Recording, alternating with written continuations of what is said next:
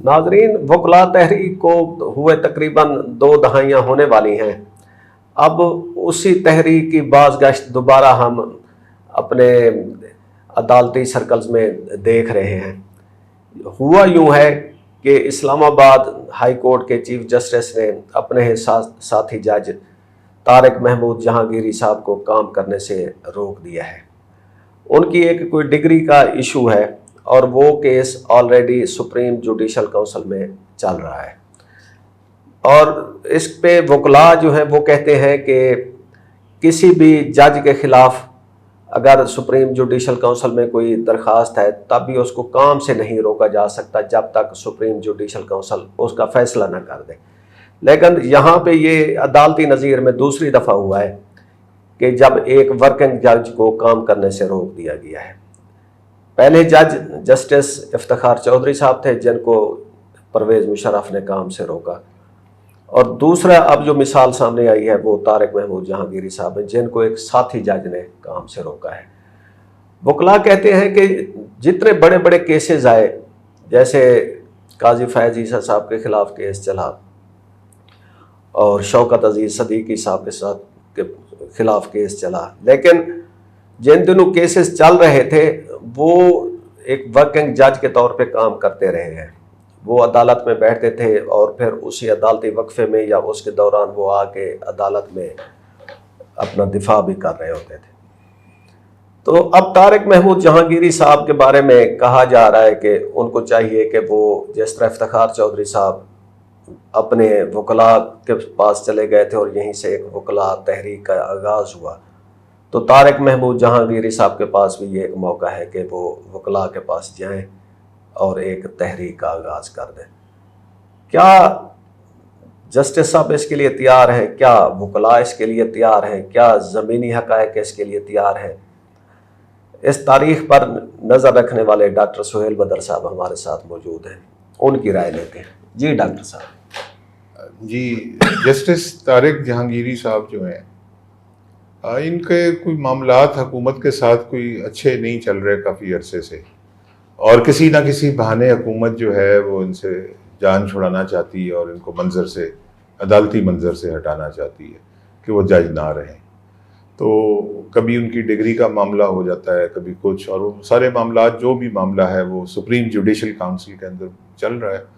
تو مجھے ایک تو سمجھ نہیں آتی کہ اگر ایک معاملہ تھا، پتہ نہیں کب سے ہے، تو اس کو نپٹایا کیوں نہیں جاتا؟ ہمارے یہاں اتنے لینگر آن کیوں ہوتے ہیں ایشوز؟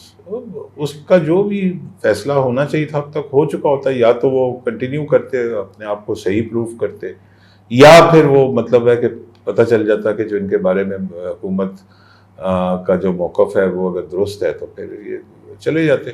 لیکن یہ لمبا کرتے ہیں، اور لمبا کرنے کے بعد پھر آگے سے بھونڈے طریقے سے، میں تو اس کو کہوں گا، کیونکہ جب ایک چیز ہے کہ جج کو کام سے نہیں روکا جا سکتا تو ان کو کام سے نہیں روکنے دیں، فیصلہ کریں۔ سپریم جوڈیشل کونسل کو چاہیے فیصلہ کرے، جو بھی یس نو نکالنا ہے کٹا کٹی نکال کے بات کو ختم کرے۔ کام سے روکنا تو ایک عجیب سی آپٹکس کے لحاظ سے بھی بہت غلط ہے، اور میرا خیال ہے کہ لوگوں کی اکثریت جو ہے وہ اس قسم کی چیزوں کو پسند نہیں کرتی۔ اصل میں ڈاکٹر صاحب مسئلہ ہے سپریم جوڈیشل کونسل میں، اس کو ہیڈ کرتے ہیں چیف جسٹس، اور اس کے بعد جو موسٹ سینئر ججز ہوتے ہیں، میرے خیال میں منصور علی شاہ اور جسٹس منیب اختر، وہ اس کے ممبر ہیں، اور اس کے بعد 2 سینئر ہائی کورٹ کے چیف جسٹسز وہاں وہ آتے ہیں۔ تو وہاں پہ شاید وہ کمپوزیشن اس طرح ہے کہ وہ سیٹلمنٹ کا جو آپ کا وہ ہے۔ اس کے علاوہ طارق جہانگیری صاحب کا ایک اور قصور بھی ہے کہ وہ ان 6 ججز میں شامل تھے جنہوں نے chief justice of supreme court کو خط لکھا تھا کہ ایجنسیز ہمارے کام میں انفلوئنس کر رہی ہیں۔ تو اس میں یہ دیکھیں نا، سپریم جوڈیشل کاؤنسل کی جو کمپوزیشن ہوتی ہے تو اس میں ہم یہ سوچ سکتے ہیں کہ کتنے ووٹ ہوں گے جو کہ جہانگیری صاحب کے حق میں ہوں گے، اور وہ 5 اگر بنتے ہوں گے تو پھر فیصلہ جہانگیری صاحب کے حق میں آئے گا۔ اگر 4 ہوئے تو پھر تو وہ فیصلہ حق میں نہیں آ سکتا۔ تو جو 2 سینئر ججز ہیں، جسٹس منیب اختر اور جسٹس منصور علی شاہ، یہ 2 ووٹ ہم سوچ سکتے ہیں کہ ان کے جہانگیری صاحب کے حق میں آئیں گے۔ اس کے علاوہ جوڈیشل کاؤنسل میں ایک ریٹائرڈ جج بھی ہوتے ہیں، اس کے علاوہ پاکستان بار ایسوسیشن کی نمائندگی بھی ہوتی ہے، اور اس میں حکومت کے 2 بندے ہوتے ہیں، ایک اٹارنی جنرل ہوتے ہیں اور ایک لا منسٹر ہوتے ہیں. تو اس کو کر لینا چاہیے. میرا خیال ہے کہ طارق جہانگیری صاحب کے 5 ووٹ نہیں بنیں گے سپریم جوڈیشل کاؤنسل میں، اور ان کو تھرو پراپر چینل ایک اچھے انداز میں اس معاملے کو نپٹانا چاہیے، نہ کہ ایک بھونڈے انداز میں اور ایک کنٹروورسی کریٹ کر کے وکیلوں کو دوبارہ ایک موومنٹ پہ مجبور کر دیں. وکلاء موومنٹ کی ہمارے یہاں مثال موجود ہے، سب کو یاد ہے 2007 میں جو ہوا تھا.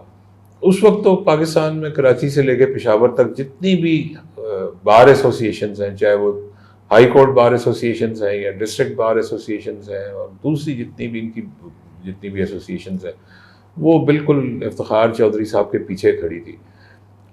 اب اس وقت کیا صورتحال ہے، کتنی ہائی کورٹ بار ایسوسیشنز جو ہیں وہ طارق جہانگیری صاحب کے حق میں آئیں گی، کتنی ڈسٹرکٹ بارز آئیں گی. ظاہر ہے پاکستان میں 160 کے قریب ڈسٹرکٹس ہیں، تو 160 کے قریب تو ڈسٹرکٹ بارز ہوں گی. اور کون کون سی لیول پہ پھر پاکستان بار کاؤنسل ہے، کون ان کے حق میں ان کے ساتھ کھڑا ہوگا، کون نہیں ہوگا، یہ سارا اسی کے اوپر ڈیپینڈ کرے گا کہ ان کی حمایت کتنی بنتی ہے.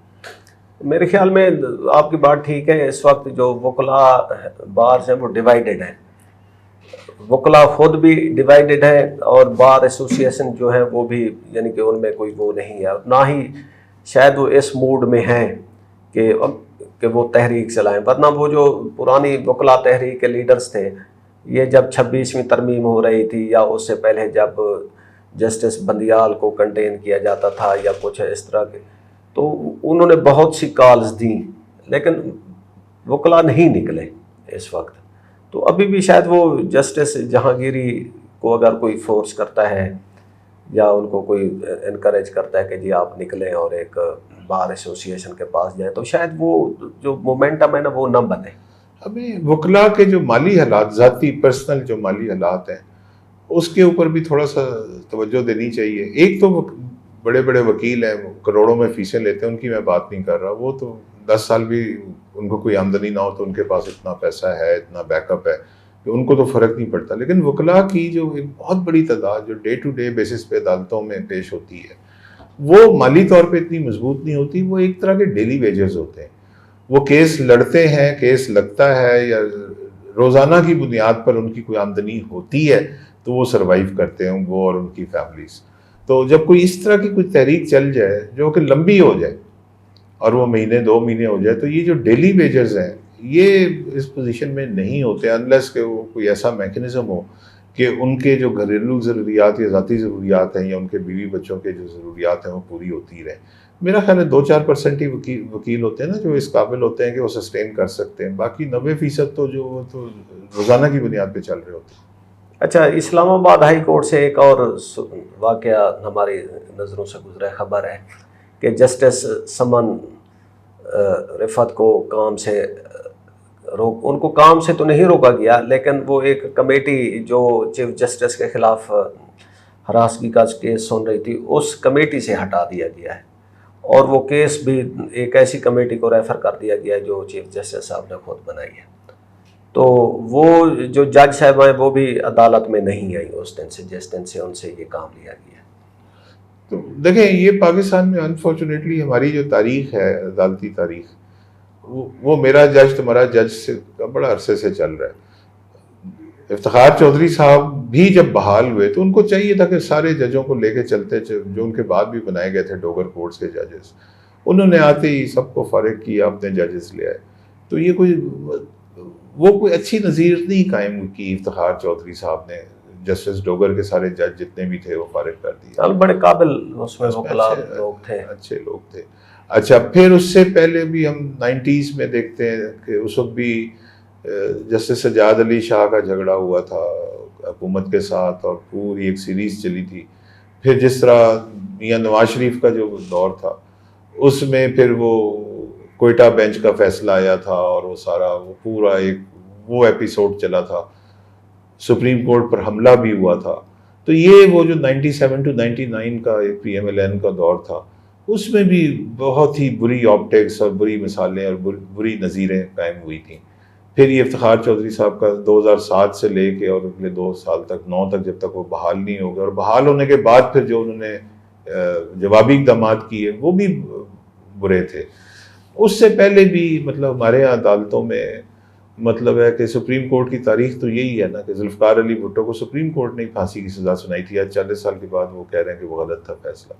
تو عدالتی اور خاص طور پہ سپریم کورٹ ہائی کورٹ کی جو ہماری تاریخ ہے وہ کوئی بہت یعنی کہ ایسی تو نہیں ہے کہ جو جس پہ کوئی فخر کیا جا سکے.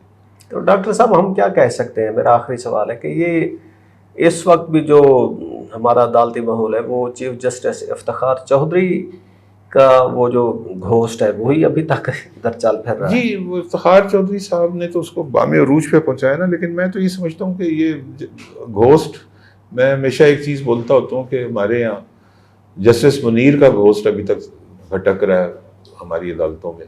تو یہ تو سن 54-55 سے ہی ہے اور 70 سال ہو گئے. جتنی پاکستان کی ہسٹری ہے پہلے 7 سال نکالتے ہیں، باقی 54 کو 7 سال ہوئے تھے نا، تو وہ پہلے 7 سال نکالتے ہیں. اس میں بھی پتہ نہیں کوئی چیز ہوئی ہوگی یا نہیں ہوئی ہوگی، لیکن 54 سے تو بہرحال justice Munir and on words تو ایسے ہی ہے. تو اچھا، تو ہمارا اب اسی بات پہ وہ ہو گیا اتفاق کہ جسٹس منیر کا جو گھوسٹ ہے وہ ابھی تک رول کر رہا ہے ہماری جی آپ دیکھ لیجئے، مطلب ہے کہ ذوالفقار علی بھٹو جو کیس ہے وہ بڑی اس کی زندہ مثال ہے کہ جو لاہور ہائی کورٹ نے فیصلہ سنایا تھا مولوی مشتاق حسین، وہ مطلب ہے کہ اعلانیہ طور پہ وہ ایک پارٹی بن گئے تھے. اسی طرح بعد میں میاں نواز شریف کے دور میں یا کسی مسلم لیگ نون کے دور میں جسٹس وہ خواجہ شریف ہوتے تھے کون، وہ لاہور ہائی کورٹ کے جج، وہ اپنے آپ کو اعلانیہ اپنے ساتھ الائن کرتے تھے. تو ہمارے یہاں تو ججز ایسے ہی آئے ہیں سارے، بہت سارے. وہ ایک دو مثالیں کتابوں میں ہی پڑھتے ہیں، وہ ظاہر ہے ہماری ہوش سے پہلے کی ہیں کہ جی جسٹس ایم آر کیانی تھے یا جسٹس کارنیلیس وغیرہ تھے، ہوں گے بہت. ہمارے دور میں جو ایک دو لوگ جو ہم نے اچھے دیکھے جیسے جسٹس بھگوان داس وغیرہ تھے، ادروائز تو میرا خیال ہے کہ بڑی مشکل سے ہمیں ڈھونڈنے میں ملتے ہیں. ناظرین ہمیں اجازت دیجیے، خدا حافظ.